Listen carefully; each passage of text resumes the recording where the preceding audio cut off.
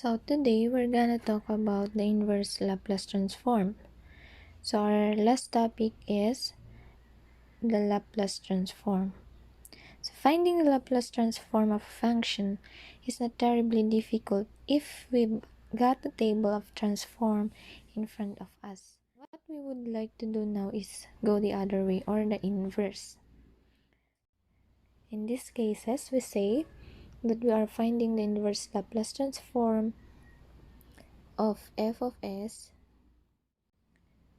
and use the following notation as f of t equals to the inverse Laplace transform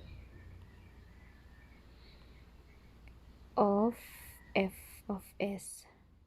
When that given is f of s and g of s, that would be the inverse Laplace of af of s plus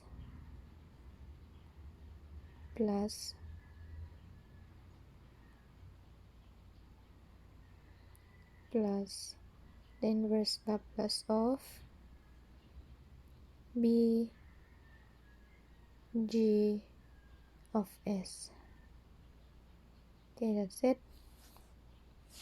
So the constants are, or a and b is any constant. So we can take the inverse transform of the individual transform, put any constants back in, and then add or subtract the results back up.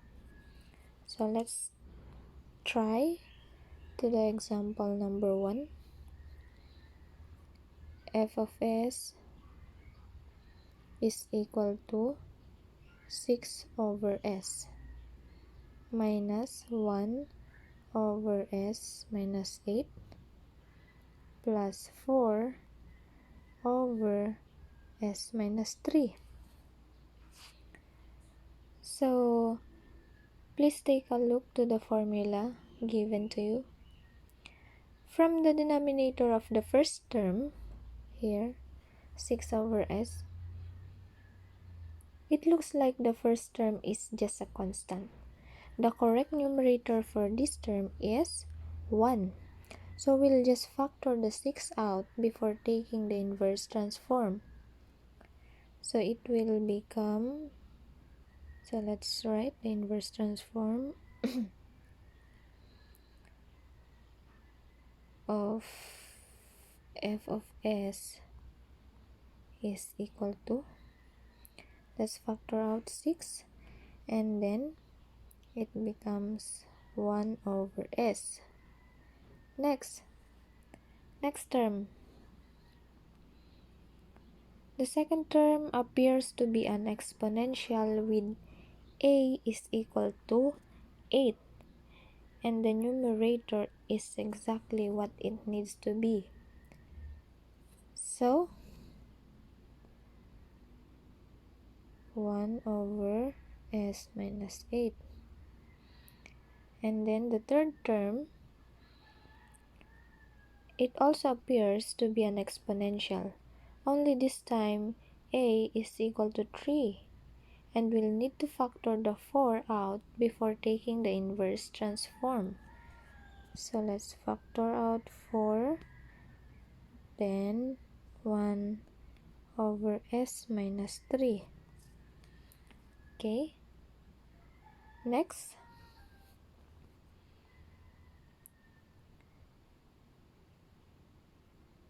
So with a little more detail than we'll usually put into this, it will become f of t. F of t is the inverse of f of s.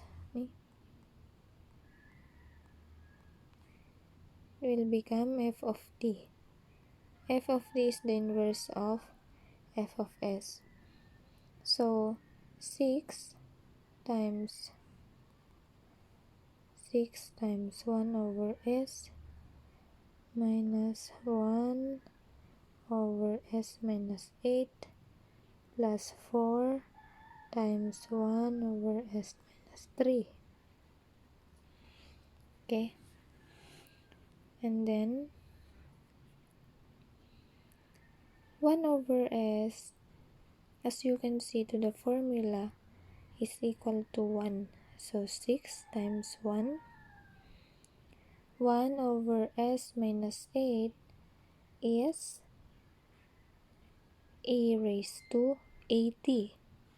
E raised to 80. So a is 8, so it would be e raised to 80, and then plus 4. 1 over s minus 3 is again e raised to 80, so e raised to 3t, because a is 3. So that is, and then we can simplify. 6 times 1 is 6, minus e raised to 80 plus 4a raised to 3t. So this would be the final answer. So let's proceed to the example number 2. Number 2, f of s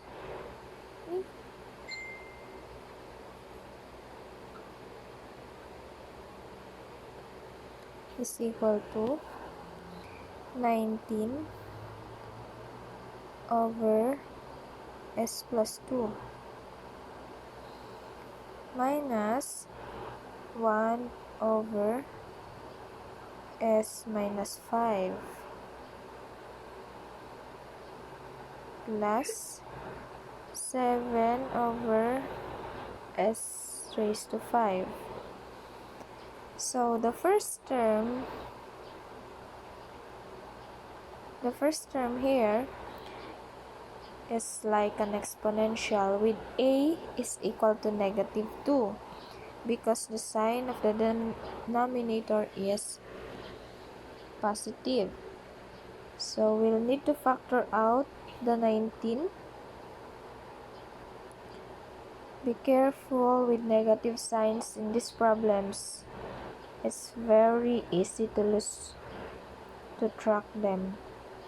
So 1 over s plus 2 minus, the second term is also like an exponential with a is equal to 5. So 1 over s minus 5.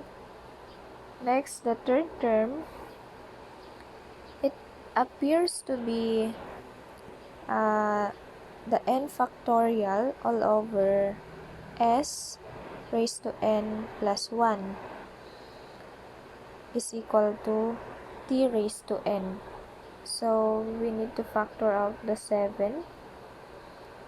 So it becomes 1 over s raised to 5. Since this is 5,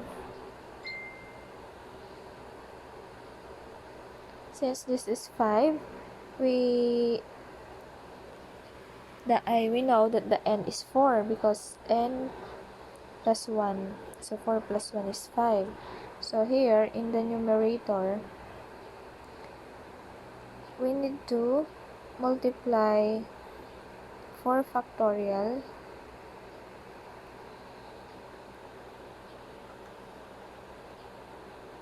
so that you can comply the n factorial.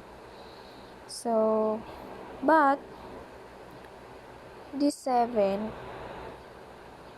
we need to use some algebraic expression, so we need to divide this to n factorial or the 4 factorial, so it will cancel. So it also becomes 7 over s raised to 5. So the final answer would be 19 e raised to negative 2t minus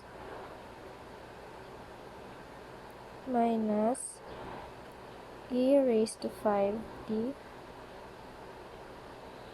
plus 7 over 4 factorial is 4 factorial is 4 times 3 times 2 times 1, so it is 24.